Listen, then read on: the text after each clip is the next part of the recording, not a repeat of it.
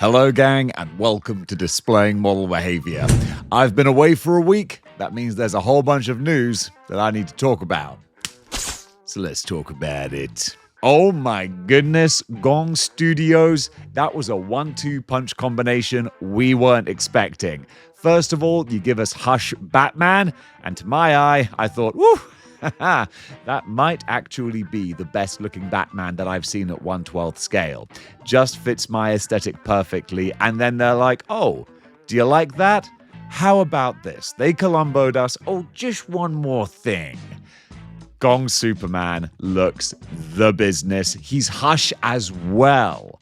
So he's going to go perfectly with the Hush Batman, and we've got the distinct different looks as well. So you can have classic Man of Steel, just the bold, brave, noble-looking Boy Scout Superman, perfect for any situation, but then you do have the mean, terrifying, burning heat vision, poison ivy controlled Superman. So different versions for different scenarios. I really like that. I don't have a go-to Superman figure, but of course I did own the Kingdom Come Superman figure until I gave it to my studio buddy Dom because he's such a huge fan. I knew it would find a good home. But honestly, even though there are some points in the base body mold that I'm not a huge fan of, sometimes the articulation points, particularly in the thighs, stick out a bit through the costume, which is something of a compliment to the costume because it is so skin tight that it does actually show up all the details underneath. But I would much rather have that than have the baggy pajama type look to Superman. So this should be going up for pre-order any day now. It might even be available now. I'll check, put it in the notes. But this is one that really caught my eye. I was tempted to do a separate video, but I thought, no, we'll throw him in right at the start of good news, because this is everything that I like about action figures. Really perfect. And speaking of high-end 1/12 scale Batman figures, Mezco have just put up for pre-order their Year 1 Batman, who also looks kinda nice if you want that Year 1 aesthetic, which is a lot more plain and sleek and streamlined for an action figure, which I do appreciate. They're not just going for a generic, real-world looking Batman with those Year 1 costume aesthetics, but instead they're mirroring the art style to really make it a unique looking figure. I like it. Since I only want one version of each character, this isn't the one that I would go for. I would always want a more modern, contemporary Batman. But if you want that wonderfully black and white, vintage kind of style, Mezco have nailed that. On the flip side to Gong Studios, I do feel that Mezco costumes sometimes are a little looser around the body. They're not as tight as the Gong Studios material, whatever material it is that they use. But going for the retro aesthetic on this one, it looks pretty good to me, especially with the flashlight as well, or the spotlight for a little diorama base. I think that's kind of cool. And we're not going to be straying too far from Mezco because next we have Doc Nocturnal Dark Shadow Edition. As if the original Doc Nocturnal wasn't dark and shadowy enough, now we've got this guy, which is largely the same as what we've had before, but Mezco, they haven't just done a new paint job, they've done a really nice new paint job. Besides that, from what I can see, it is just a new paint job. They've reused this Doc Nock a few times now. We had the Christmas one, we had the Yeti version in the 2-pack, now we've got this super sleek, dark, black, chrome-looking one. I think they all look lovely. The one that I would want is the original OG. I love that old retro aesthetic. Using the word retro a lot. Pulp fiction noir type aesthetic. That's a bit more creative. But this more sleek, I guess? I don't want to say modern or futuristic, but just armored and a little bit more sinister looking. Yeah, if this is your first Doc Nock, it's going to be a great one. If you're collecting all of them, well, this is going to be a fantastic addition to what is probably an already burgeoning collection. Just save some money for groceries. Kraken Studios have just reminded me of a video game that I still need to play, which is Silent Hill F, which is absolutely a game that I was anticipating for the longest time. Now it's been out for several months, and I still haven't got around to it. But Kraken Studios have got around to making a beautiful-looking 1/12 scale figure, the good Lord scale, for the main protagonist, in the schoolgirl outfit with the katana and all the different accessories as well. It looks as suitably creepy as this really should do. Silent Hill F, when the trailer first came out, oof, it hit those Google GB type vibes. There's a certain phrase or name, I can't remember what it is, but it's specific for the fear of things with holes in them. And this game kind of played into it, and I dig it.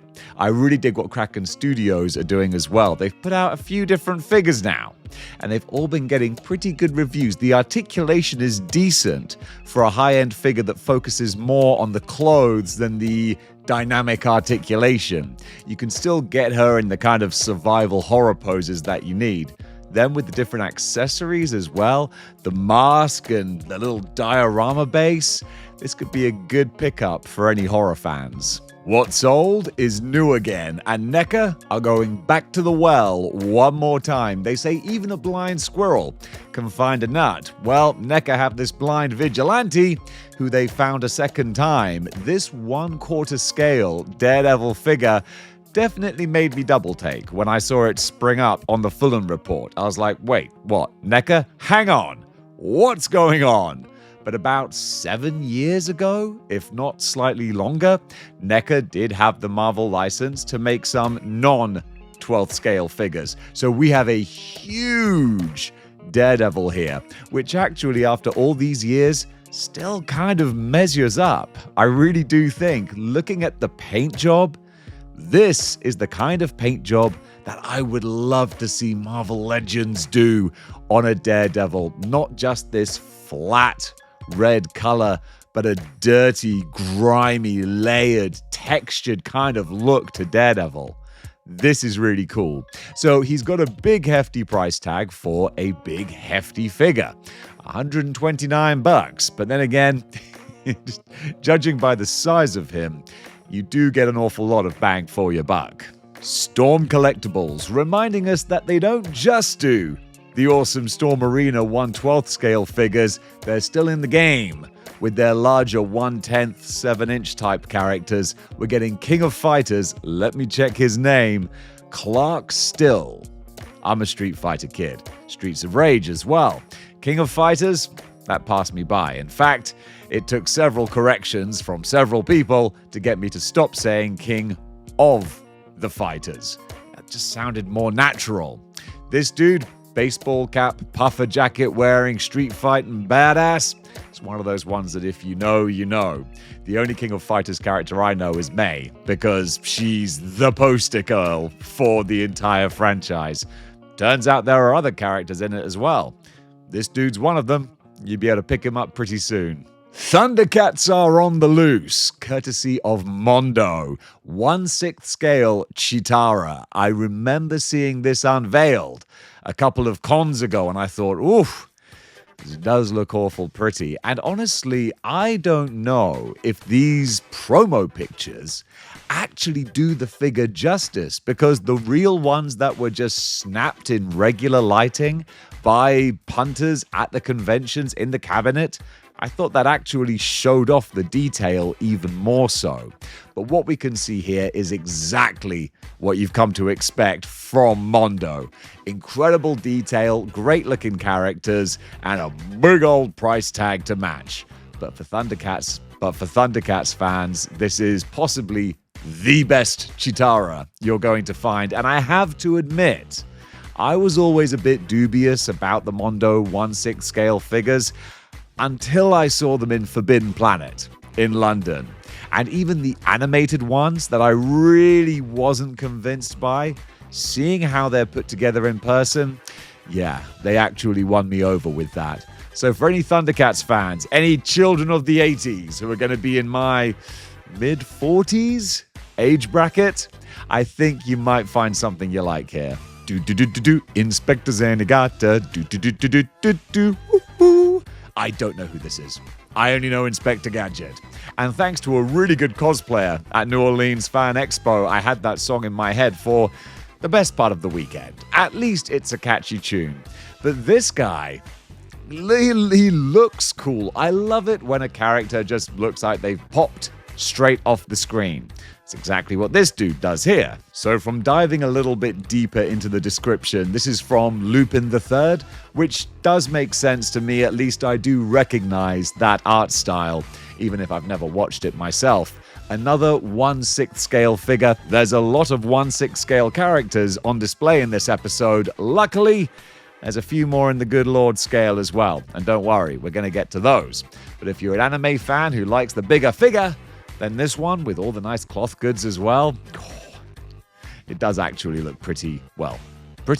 And one that I am a big fan of from my 90s pro wrestling watching heyday, we're getting Ultimo Dragon. And then another that's a bit more for the Lucha Libre aficionados, they're getting Solar as well. The gold and red paint jobs on both of these look really bright, vibrant, and popping. I really like that. Boss Fight Studios, they are high-end with their 1/12 scale figures. I feel like they're not in that super high-end category, but they're the high-end of the middle set. That makes sense? I feel like it does. It makes sense to me, at least. That's 100% of the people in this room. Might be 100% of the people watching this video, judging by my recent viewing figures. Ayo, you gotta laugh at yourself. But I think these look kind of fun. I don't know, because these are just the pre-order renders, if they're soft goods capes or not. For the best part of $40, I think they really ought to be. But as far as I know, time will tell. But if you've had some of these Boss Fight Pro Wrestling figures before, let me know. It looks like they've poured a whole lot of love and attention to detail into these, so it would be a real shame if they stumbled at the last hurdle with the cape. I'm guessing they're going to put that extra work in, but honestly, I'm going to be very interested to find out. Nope, I'm not going to do it. I was so tempted, but I'm going to fight the urge to do an awful Bevis and or Butthead impression, and instead, I will just tell you about these upcoming figures from Mondo. Mondo! They've been working overtime in the kitchen. They've been cooking up some nice little pieces of 90s nostalgia here. Not quite 1/12 and not quite 1/6. These are 9 inches tall when standing, at least according to the write-up. But you don't want them standing. You want them sat on the couch, just like they did in the 90s, watching MTV music videos and talking trash over them.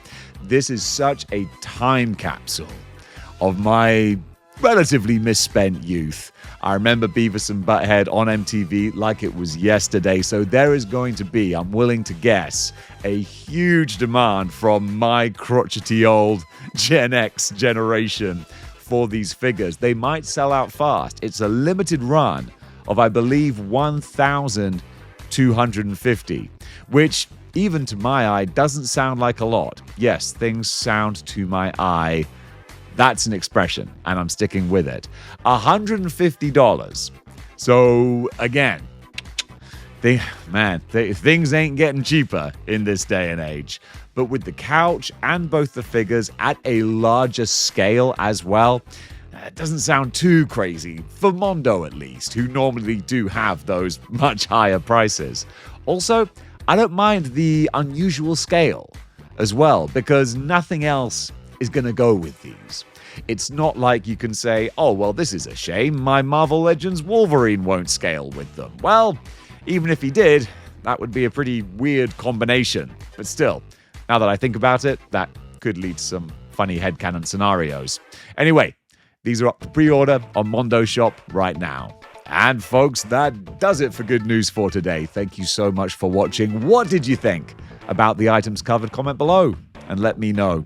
And thank you so much to all of the channel members and Patreon supporters. You guys allow me to make these videos and keep this channel ticking over.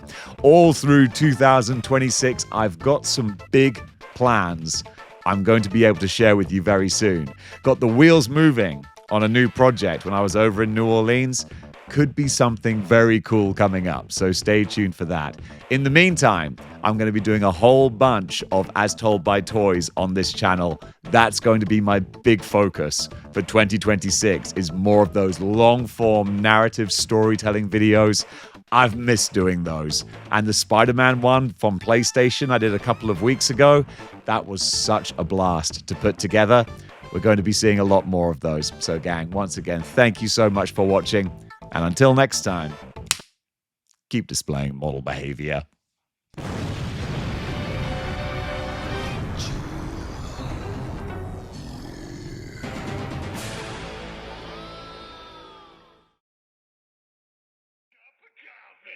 Cup of coffee, big time.